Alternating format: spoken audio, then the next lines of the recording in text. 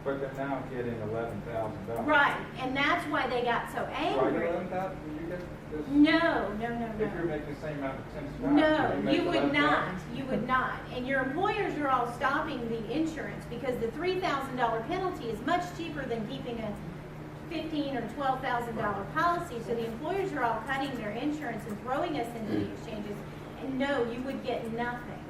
But But they do. Congress now does, yes, because they whined when they found out that at 174,000, they get a zero. They get no subsidy, they have to pay it all, and right now we are paying about $11,000 for their health insurance. So it's fair to say they're exempting themselves. They are from what exempt, they're they putting are on that. exempting themselves. They are exempting themselves. When you get into the lower incomes, it may be close to the same, but Nancy Pelosi, Harry Reid, all of them exempted themselves. They did not want to take a $12,000 pay cut. And there's no lower. In their stats, yeah, they did not Although want in to take it. defense of the good Senator Scott, Oh, yeah, now Scott's Thank not you. for That's, this, by the way. yeah. I was just using him as Thank an excuse because I know how much he makes. Well, he hasn't signed Mike Lee's letter yet, that's why I presume there. So- Yeah, no, he hasn't. The thing about Tim is he's only been in Senate for a short time, and Tim, one of the things I actually like about him is he's very thoughtful before he does something. He is on our side, even though he hasn't signed it yet. He, Listen to gravel. hold on, he has taken a very principled, very very principled point. He has stood up for taxpayers. He stood up for us, Kathy, John. He is definitely one of the most conservative people in Congress right now. So there is no point in even going down this path because he didn't sign some piece of paper that he hasn't decided whether or not he's going to sign Yeah, it or not. his answer on Tuesday, because we spoke to him, is he's not signing any continuing resolutions. You know what the continuing resolution was? And I agree with this actually. I don't want to fund the entire government the way they want to just so that they'll stop funding Obamacare. I want them to delay Obamacare individual mandates just as they did Well, you employer. could do another thing, you could strip out every single exemption, every single kickback, every single cutout for Okay. every union, for all Congress. You could strip all that out and you would see some howling. I haven't heard anyone. Well, that's why propose the that. unions are upset because their exemption is running out. You could cut all of anything that's been done under since the beginning. You could strip all that out as part of funding. Everyone gets treated the same, but I haven't heard anyone mention that. No, they're not. Would like to make a point about defunding. What the senators do really isn't important because Harry Reid's not going to let it happen, but all spending starts in the House.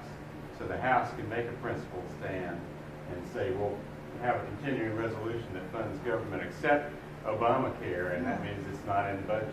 But what type of fallback position would you might get should you force Harry Reid to have to shut down the government because it funds everything else but Obamacare? The fallback position might be something like what you want. So that fight in the Senate, forcing the Democrats to stand up for this horrible thing and to force them to shut the government, them to shut the government down because they won't, Hopefully touch they're it, going to would force give you a fallback position. It's worth, you're saying it's not worth doing because Harry Reid wants to. No, I'm saying it is worth doing. I'm saying it's worth doing because it's worth having that fight in the But Senate. it's got to be done in the House. Oh, I agree. It comes from the House, and there will be a bill that, they will come to, the Republicans are trying to force a shutdown of the government. It will come to that. Now, what's going to happen, I have no idea. I have no idea. What I was happy to see yesterday on Congress floor, I was watching from home yesterday, there was a congressman who was pointing out what I said about the employer mandates being delayed, and that allows that there's no verification for this. There's no verification for this money. And so you can't continue, you can't open enrollment and open up our treasury with no verification, knowing there's a bunch of navigators out there telling people what to say. You can't do that. That's just handing her money over to him. That's just, or to any Eastern Europeans who stole the 3.5 million tax databases for each of us. I got the letter. I don't know how many of you got the letter, but South Carolina, they didn't just steal information. They stole our tax data files. They stole my daughter's social security number.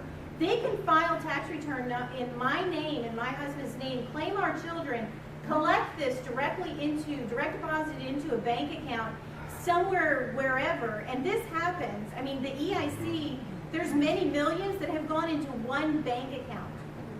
One bank account. Thousands of tax returns filed, all the money funneled into one bank account because the IRS is so slow at finding the fraud, the money's gone before they even knew that it was stolen. But it's all funneling into one bank account. So just 1 year of this could it open us up to billions of dollars of tax fraud? Because this, I know this, y'all may not have known this, but the people who stole those identities know it.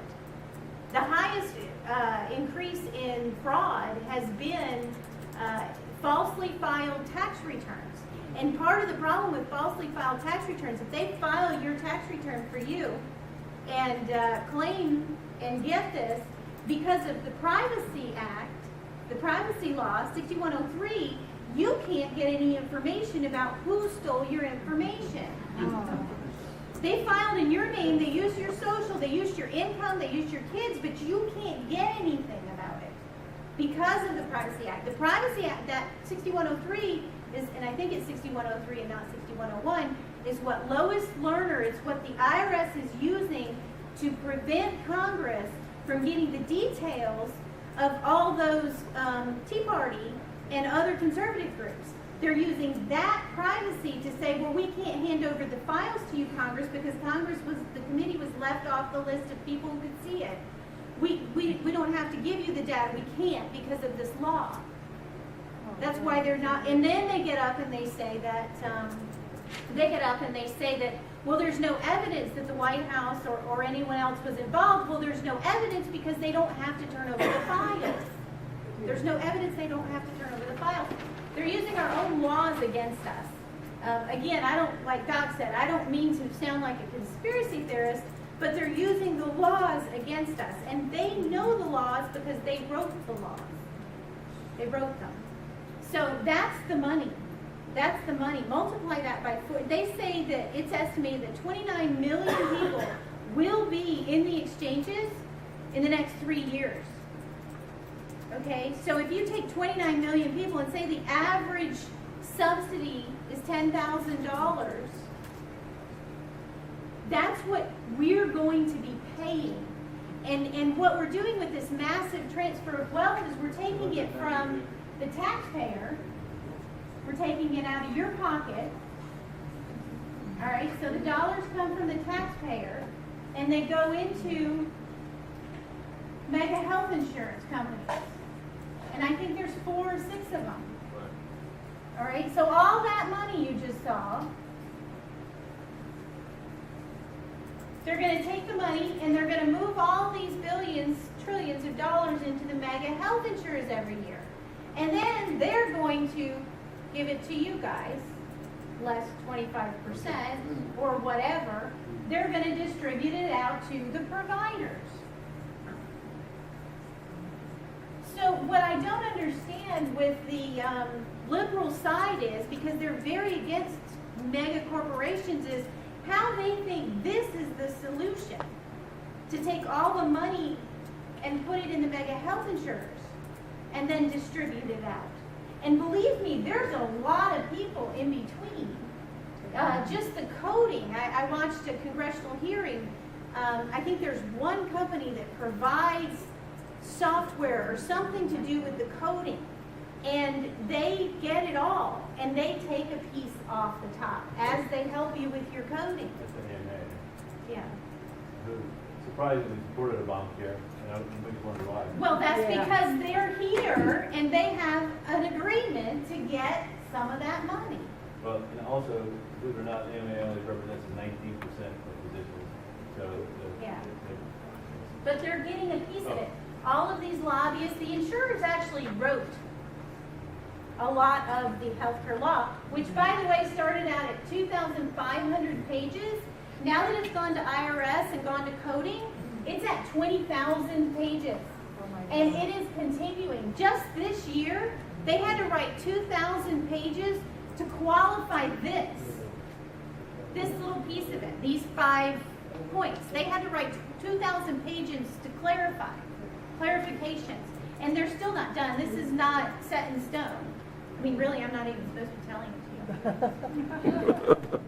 But I like to tell things. Anybody who knows me. And record it. Laura. And record it, yeah. My dad, actually, before I left this morning, my dad, who's been a tax preparer for 40 years, and he worked for a couple of different large firms and stuff, was like, be careful what you say. And I'm like, you're the tax preparer, I'm the compliance officer. Which is really funny if you know me. Did somebody else have a question? Yeah, I had heard that